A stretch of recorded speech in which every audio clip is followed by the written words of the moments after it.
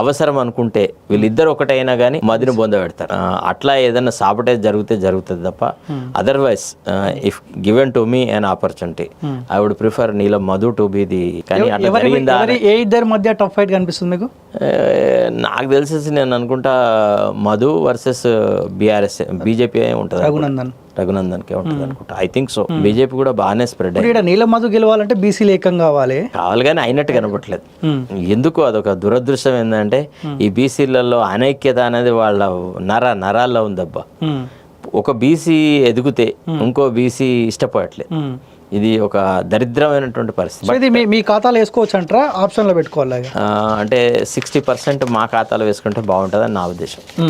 So ఒకవేళ నీలం మధు గెలిచి ఇక్కడ బీసీలు గెలిచినట్టే? ఎస్, 100%. లేకపోతే ఇక బీసీలు సపరేట్ నోరు మూసుకుంటే ఓకే బెస్ట్.